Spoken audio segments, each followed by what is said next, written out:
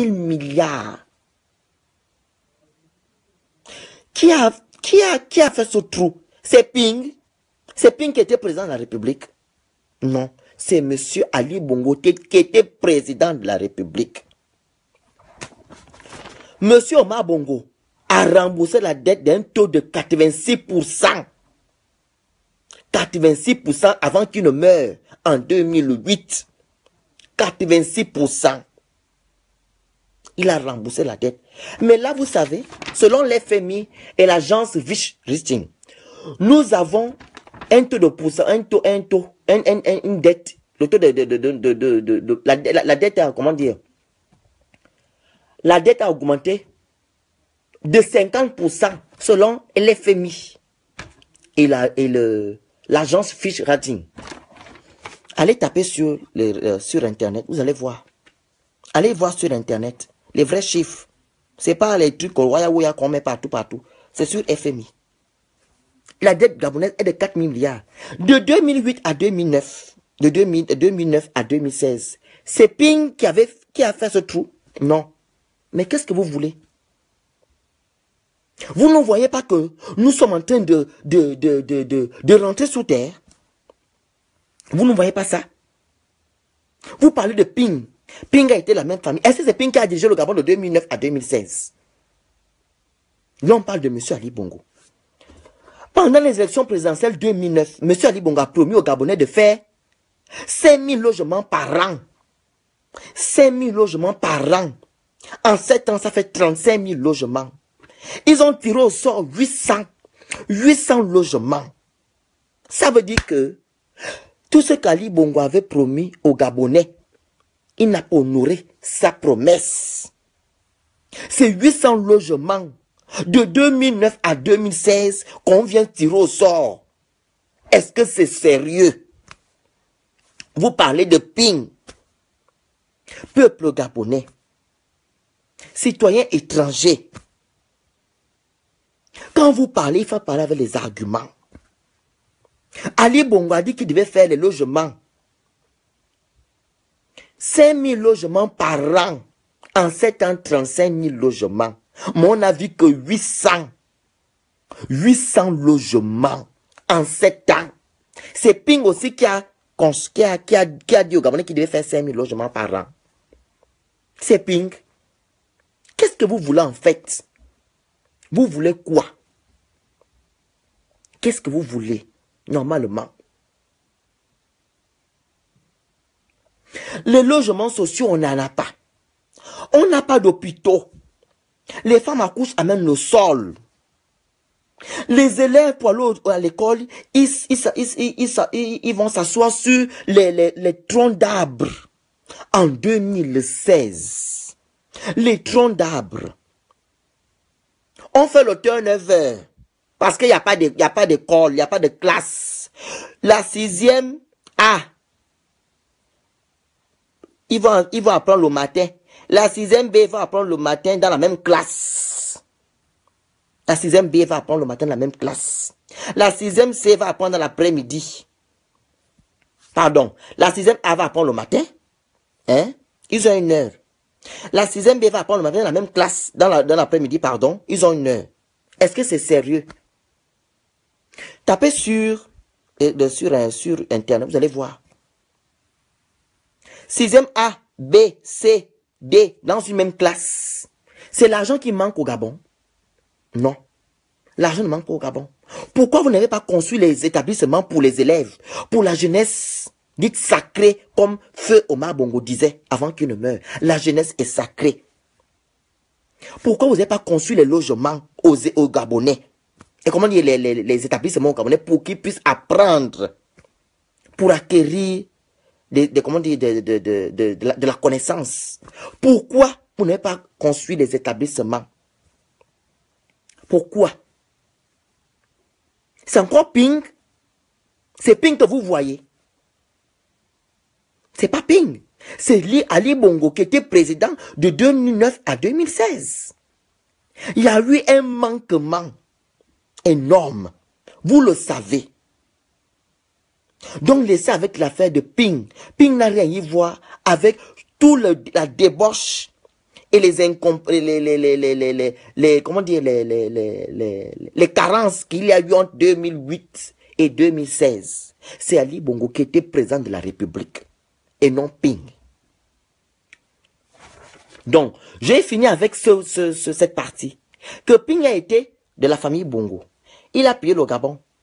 Il a été formaté dans le même système. Mais la différence, c'est que le peuple a choisi Ping. Donc, respectez ça. Respectez au moins ça.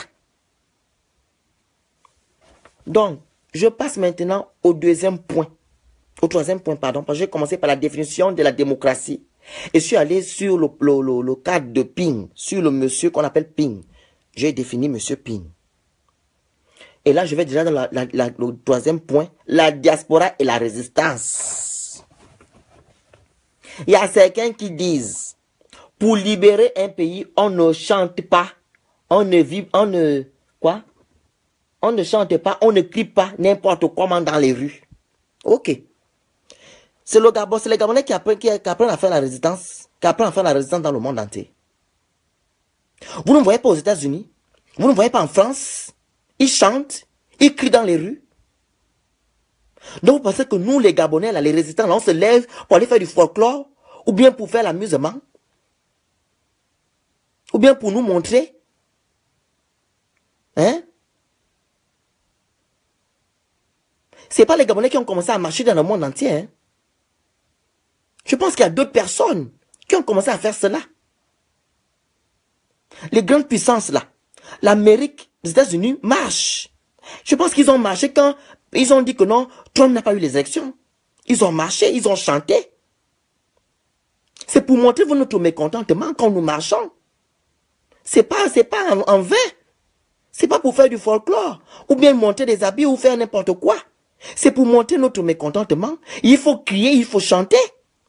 Pour ceux qui ne savent pas crier, ils vont chanter. Pour ceux qui ne savent pas chanter, ils vont crier.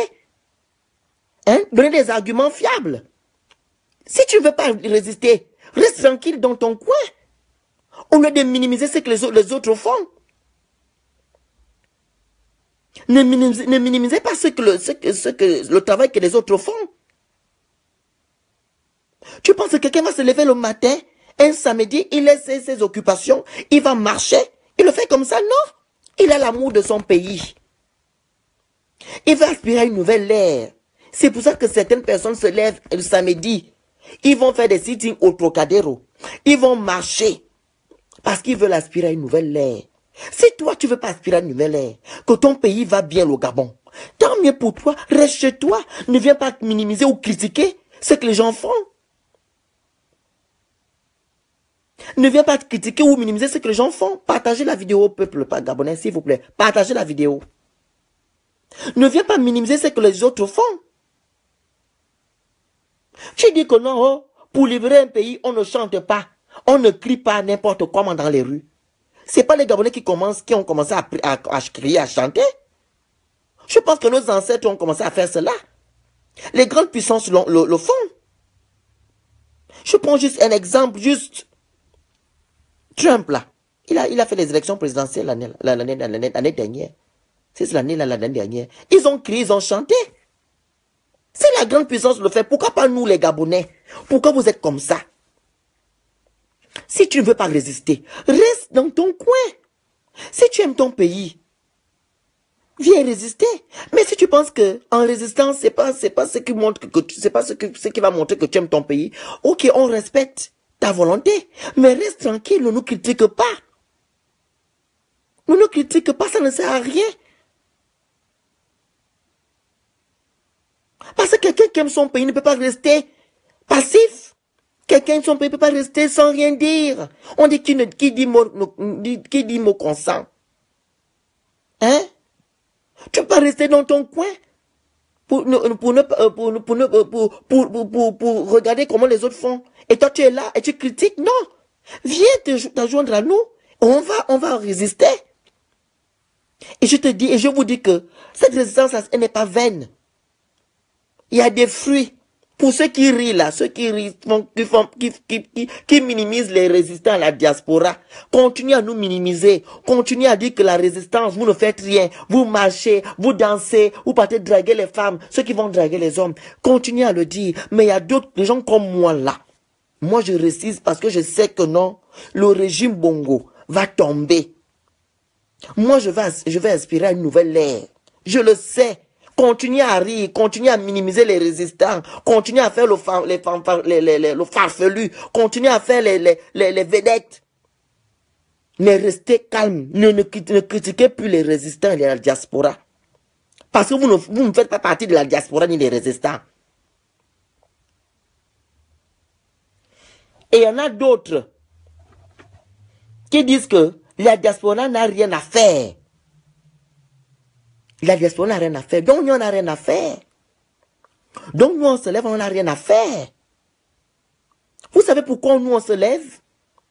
On se lève parce que nos frères ont été tués le 31 août. On se lève parce que notre vote a été volé le 27 août. Nous savons que ils ont toujours tué les gens au Gabon durant chaque élection présidentielle. Mais là, c'est la goutte d'eau qui a débordé le vase. C'est une nouvelle jeunesse. C'est des nouvelles personnes, des gens intellectuels, qui se lèvent, qui disent non. Qui disent non à l'oligarchie. Qui disent non à la monarchie. Qui disent non à l'aristocratie. Qui veulent aspirer. Ce sont des gens qui veulent aspirer à une nouvelle ère. Qui veulent la démocratie dans leur nation. Ce sont les gens là qui se lèvent. La diaspora que vous insultez là. Ils se lèvent parce qu'ils veulent aspirer à une nouvelle ère. Donc on ne se lève pas pour rien. Nous ne sommes pas ridicules comme vous le dites. Nous sommes des gens réfléchis. Parce que nous laissons nos occupations pour ce combat-là. Nous laissons nos occupations pour ce combat. Il y a d'autres qui faisaient des choses chaque samedi ou chaque week-end et tout. Ils laissent cette chose, ils préfèrent de résister pour son pays, pour la démocratie de son pays. Ça vous gêne autant? Si vous êtes fatigué, reposez-vous. Mais nous, on continue. Nous avons la foi que le régime Bongo sera destitué. Donc arrêtez avec votre mauvais langage, vos arguments qui nous fatiguent. Arrêtez avec. Il y en a d'autres qui disent que nous sommes ridicules. Donc parce que tu te lèves pour une cause noble, tu es ridicule. Tu te lèves pour une cause noble, tu es ridicule. Et c'est la plupart des gens qui sont de l'autre côté, les émergents, qui le disent. Que la diaspora est ridicule. On est ridicule en quoi? Tu penses que dans une démocratie, tu vas te lever pour aller tuer les militants de ton adversaire dans son QG? Tu vas aller fusiller le QG de ton adversaire dans une démocratie? Tu as vu ça quelque part? Pour ceux qui disent qu'ils ont eu les élections présidentielles, tu vas te lever pour aller fusiller les Gabonais dans le QG de ton adversaire? Hein? Vous avez déjà vu que dans la province, en parenthèse, du candidat de la majorité, il va avoir 98,93% de voix. De voix. Hein? Il n'y a pas eu quelqu'un qui est tombé malade. Personne n'a couché. Personne n'est mort. Tout le monde a voté. Vous croyez que c'est sérieux? Pour vous, c'est sérieux? Est-ce que pour vous, c'est sérieux? Donc, nous ne sommes pas ridicules. Nous savons le pourquoi et le comment nous nous levons pour combattre. C'est une cause noble. Nous voulons que nos enfants puissent avoir des salles de classe, Que nos enfants puissent avoir, comment on appelle, des hôpitaux, des logements sociaux. Que pour que nos enfants puissent aller voter et que quand ils vont voter là, la souveraineté du peuple va être respectée. C'est ce que nous voulons. Ce ne sont pas des institutions ou une petite, une poignée de personnes qui vont s'accaparer d'un pays pour leur privilège. Ce n'est pas une poignée de personnes ou des institutions qui élisent un président. C'est le peuple qui élit un président. Le peuple. Donc arrêtez avec votre façon de réfléchir, peuple gabonais et étranger. Avant de venir parler des choses d'autrui, regarde d'abord chez toi. Avant de venir prendre position sur quelque chose chez ton voisin, regarde d'abord chez toi. Demande d'abord qu'est-ce qui s'est passé. On va te dire le pourquoi et le comment.